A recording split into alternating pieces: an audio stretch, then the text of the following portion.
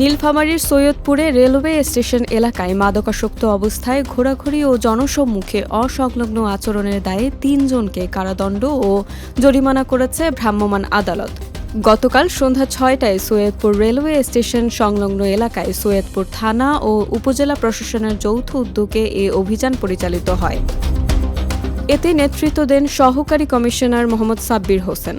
দণ্ডপ্রাপ্তরা হলেন সৈয়দপুর উপজেলার হাতাখানা এলাকার মৃত তোফাজ্জলের ছেলে মোহাম্মদ সুমন, মাক্কুর ছেলে মোহাম্মদ জুম্মন এবং আব্দুল মতিনের ছেলে মোহাম্মদ মুন্না।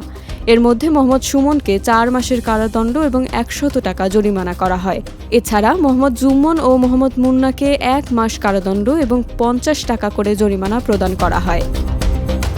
অভিযান সংশ্লিষ্ট সূত্র জানায়, দীর্ঘদিন ধরে রেলওয়ে এলাকায় মাদকসেবীদের আনাগোনা এবং বিশৃঙ্খলার অভিযোগ আসছিল।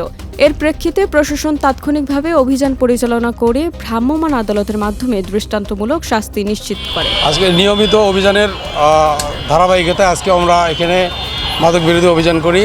এটা মাদক বিরোধী অভিযান আমি নিজেই নেতৃত্ব দেই। এখানে আমরা মাদক সেবন করে এখানে রেল লাইনের আশপাশ এলাকাতে মাতলামি অবস্থায় ঘোরাফেরা এবং শান্তি বিঘ্ন করার অপরাধে আমরা এসিলেন্ট সহ এখানে যৌথ অভিযান করে ৩ জনকে সাজা প্রদান করি। সাজা প্রদান করা হয় ৩ জনকে, একজনকে ৪ মাস, একজনকে ১ মাস, আরেকজনকে ১ মাস। এই ৩ জনকে সাজা প্রদান করা হয়। এই অভিযান আমাদের অব্যাহত থাকবে। সৈয়দপুর এলাকার আশপাশ সহ বিভিন্ন মহল্লা সব জায়গাতেই অভিযান চলবে। মাদকের বিরুদ্ধে জিরো টলারেন্স এবং আমরা যুদ্ধ ঘোষণা করেছি। যারা মাদকসেবী আছে তারা যেন সতর্ক হয়ে যায়। আমরা এটা কোনোভাবেই আমরা ছাড় দেব না। এই অভিযান আমাদের নিয়মিত চলবে এখন থেকে। কড়া বার্তা এবং আমরা নিয়মিত মামলা দিয়ে আসছি এবং তাদেরও নাম আমরা কালেক্ট করেছি, যাদের কাছে কিনেছে এদেরকেও ধরার জন্য আমাদের অভিযান চলছে। তাদেরকেও আমরা আইনের আওতায় আনার জন্য আমাদের অভিযান এটা অব্যাহত থাকবে। এ বিষয়ে সৈয়দপুর থানার ভারপ্রাপ্ত কর্মকর্তা মোহাম্মদ রেজাউল করিম রেজা বলেন, রেলওয়ে স্টেশন সহ জনবহুল এলাকায় মাদকসেবীদের উপস্থিতি জননিরাপত্তার জন্য বড় ধরনের ঝুঁকি তৈরি করেছে।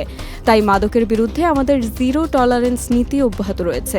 নিয়মিত অভিযানের মাধ্যমে মাদকসেবী ও কারবারিদের আইনের আওতায় আনা হচ্ছে। পাশাপাশি সাধারণ মানুষের নিরাপত্তা নিশ্চিত এবং অপরাধ প্রবণতা কমাতে পুলিশের তৎপরতা আরও জোরদার করা হবে।